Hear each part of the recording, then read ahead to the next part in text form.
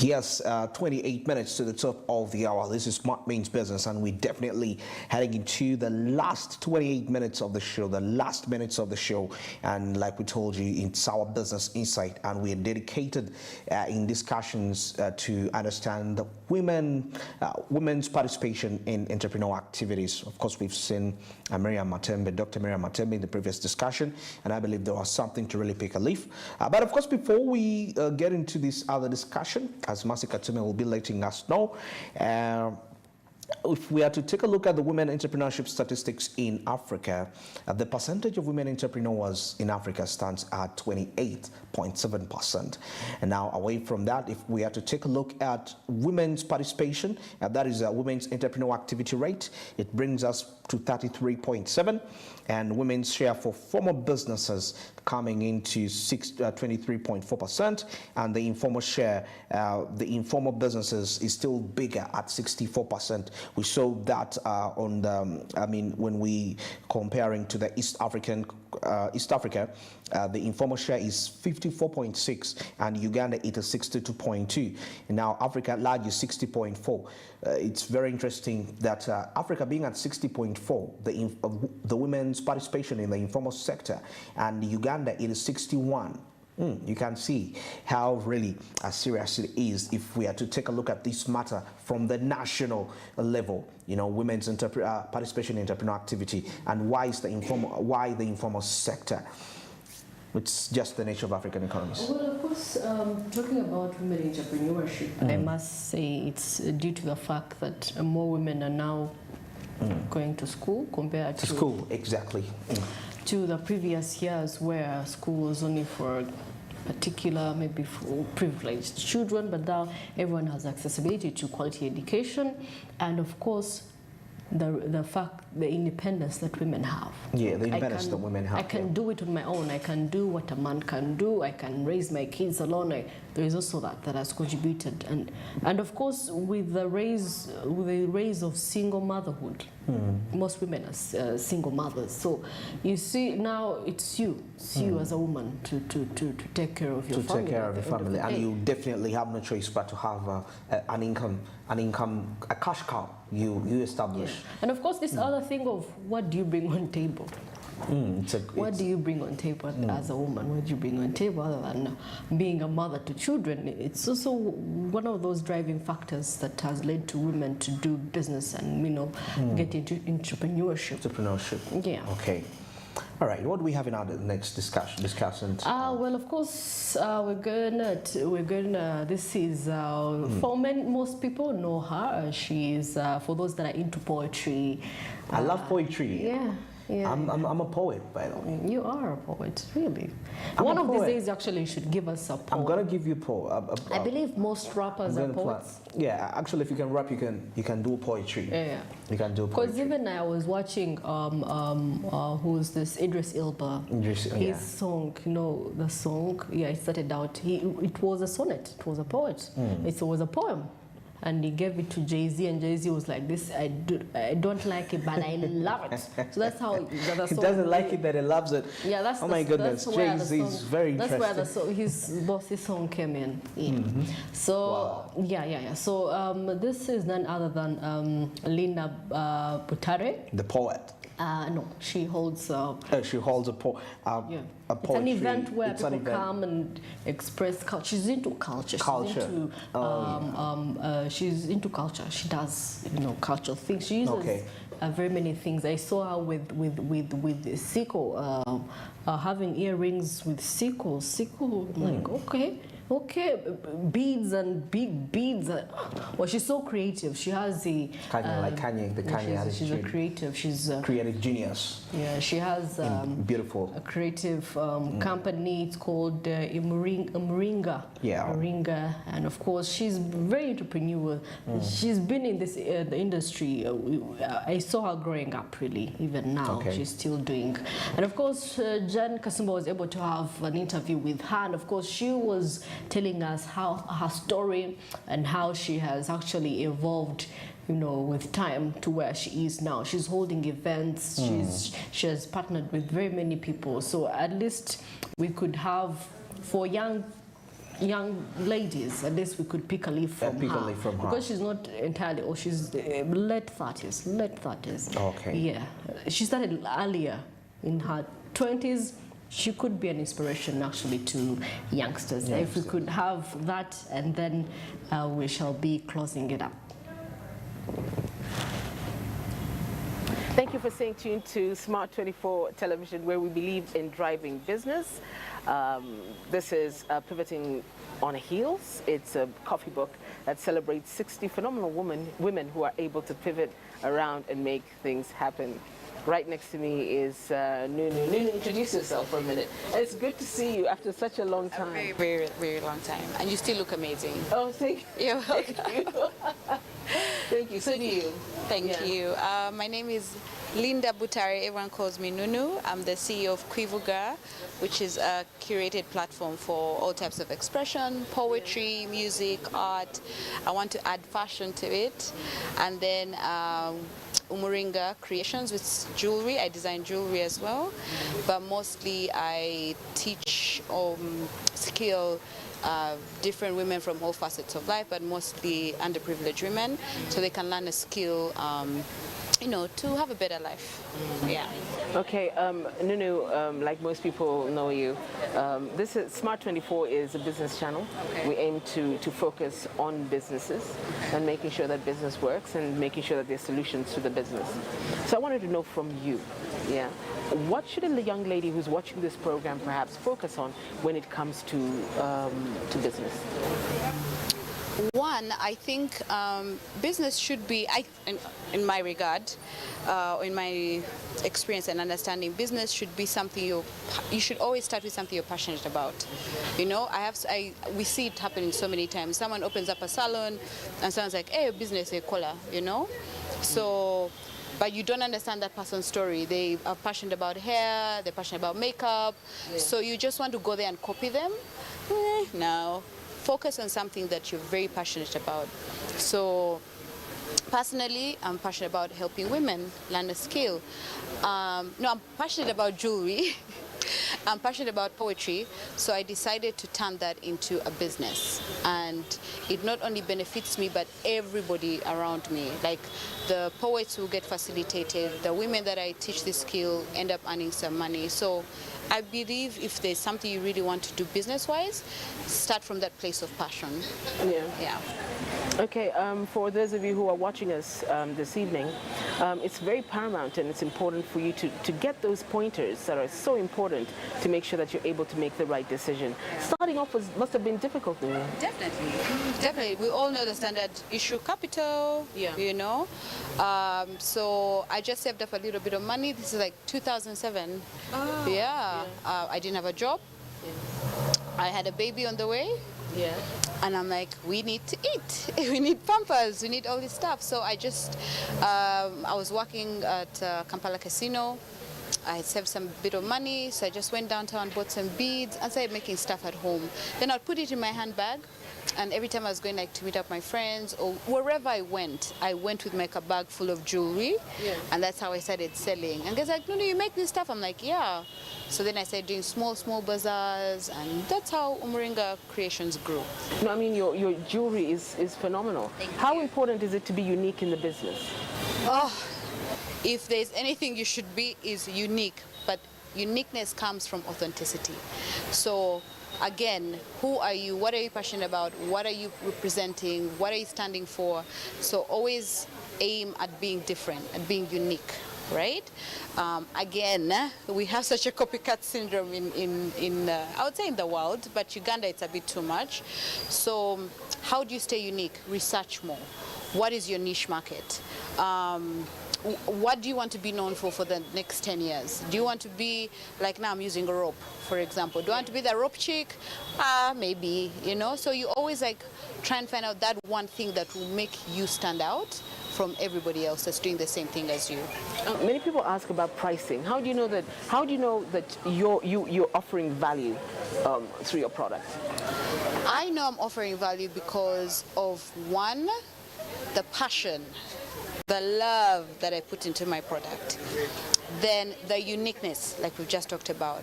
I'm very intentional that my client is the only one in Uganda who will have that piece of jewelry, right?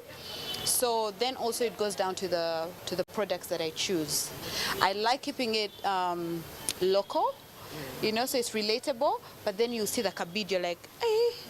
So another said, but it's just a rope. I'm like, no, sweetie, this wire was quite expensive, the beads, the everything. So when I explain to my jewelry is a story, it's a piece of art, right?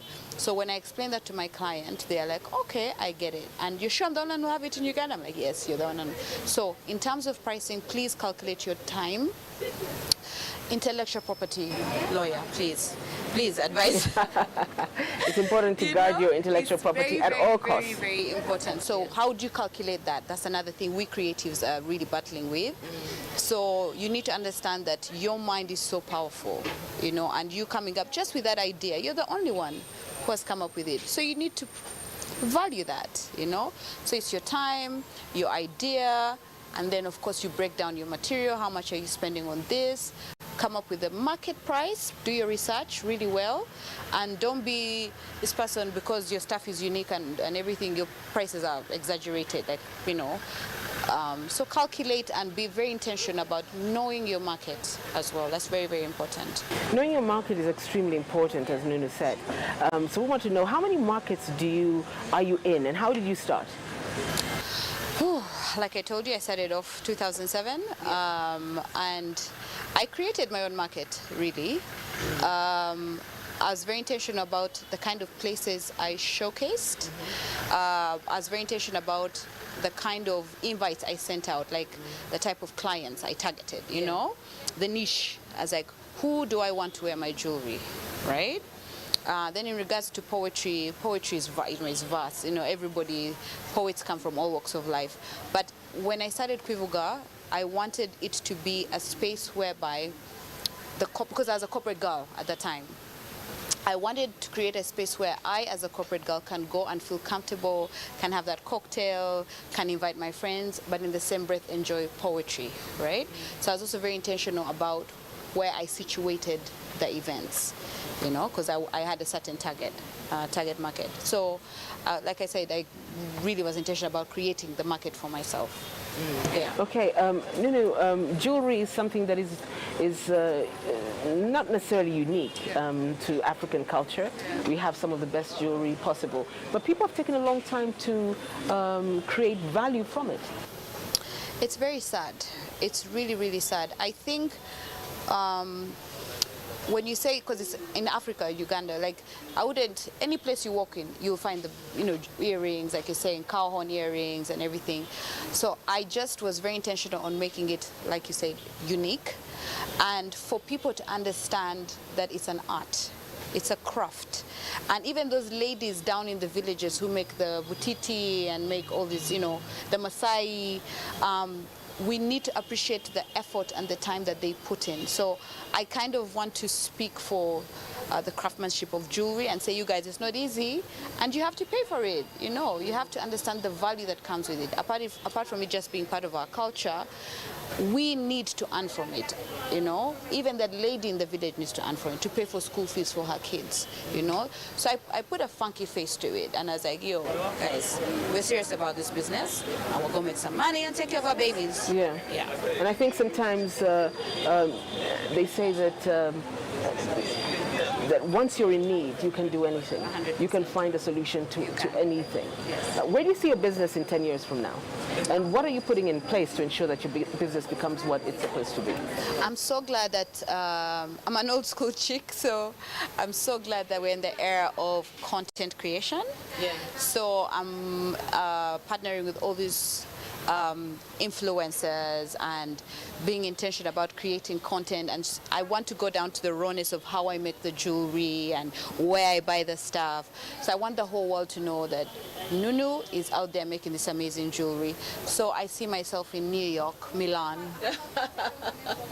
That's, you know, and having a vision. Fashion weeks where I'm like, yes, walking down the runway with I would love to be with the underprivileged ladies, like the different bubinas, and I'm telling them, guys, flashy lights, and show them the world. So umuringa to the world, really. As we part, Nunu, I want you to give us 10 pointers that you think are very important for any entrepreneur that you found were extremely important in your journey. 10 pointers. Homework. Inner work, because it's now. I'll give you as many as I can. One, be authentic. Please, please, please, be original, be authentic. Two, let your brand, or whatever it is that you're doing, speak for you or about you, you know. Three, be very intentional about the spaces that you place yourself. Make connections, network. I'm here to network, right? There are amazing ladies here. So go out of your way to meet people and, talk about what you do. Don't be shy. Four, like I said, we're in a world of content creation. Guys, just use your phone, talk about what you do. Whatever it is that you do, record it. And TikTok, Instagram, all these spaces, and show the world what you do. Five, please surround yourself with people who really, really inspire you and encourage you to be a better person in whatever it is that you're doing. It's very important. It could be your family, it could be your friends, your colleagues, whoever it is. Surround yourself with people that will encourage you. Six, get a mentor. Please get a mentor. It could be even someone like Karl Lagerfeld. Will I ever meet Karl Lagerfeld? No, but I'll go read, research. What was his story? All these guys, right? They really, really came from far. Find out as a as a designer, what does it take to be in those spaces? Read about these stories. Seven. Be kind to yourself. I think as entrepreneurs, we're so hard on ourselves in terms of like, this hasn't worked and you give up. Please don't give up on yourself. Fall down, get up, dust yourself, and try again. Please don't give up. 8, there's so many spaces where you can get grants, because many people are saying capital, right? You can get grants, you can get funding. Create a chibina. Why do we do wedding meetings? Go to your family, say, I need money. So don't be scared, tell people about your dream. 9, read, research. Everyone keeps saying our business is hard. Guys, in banks, there are incubation spaces in banks, for example. Go out there, attend different classes, find out, learn more about business, right? And you can also get that from your mentor, like I said earlier. 10, this world is round and small, so please make a lot of connections, social capital. You may not have capital, finances, but social capital. I don't know what she can do for me, right? But I can talk to her and say, please guide me. So it's very, very important that we also, work on social capital as well.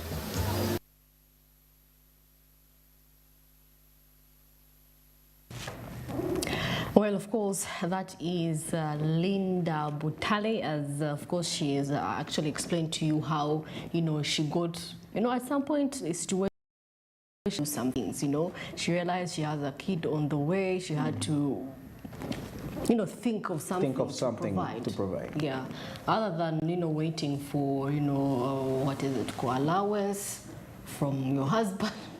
Housewife daily allowance, money, daily money. At least you have to. That is why they say, "What do you bring on table as a woman? What do you bring on table?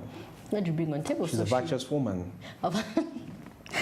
She goes out to the field and looks for and of course doing something that you love. Yeah. She said doing something she did something she loved. She was into creativity, art. She does this artistic earrings, jewelry. She's into poetry. She loves poetry, so she had the quivuga. So it definitely she does what she loves. And she said something about being kind to yourself. Be kind to yourself. Don't be so hard on yourself. If you made something, go out, have fun. But go back and compensate for the time that you lost. Absolutely true. Yeah. Interesting. Well, we come to the end of the show today. It's 8 minutes to the top of the hour. This is Smart Business. I've been Andrew Barija with Masi Katsume. But of course, before we go out to sign out here, I still have to remind you that you can actually check us out on DSTV, channel 372, Go TV, that is channel 320. And you can also go to our digital platforms, that is a smart digital application, to your Google Play Store, and download the application and stream Smart24 TV. And you can stream us still on YouTube, Smart24 TV Live, that is across the entire globe and anywhere you will be located as we deliver to you both local and international business updates. But of course, it's been a great time to being with you all the way from Monday up to Friday for this week. And this very week we entered into the new month of November. I would love to wish you a blessed month, a blessed weekend too. At the same time, we shall definitely link up on Monday. I hope you're going to use your weekend fruitfully to think upon what didn't go right in this previous week. In this week, we're concluding, and we make it much more better in the coming week. But of course, most importantly, it should be the trend that you pursue till the end of the year. Till Monday, good morning.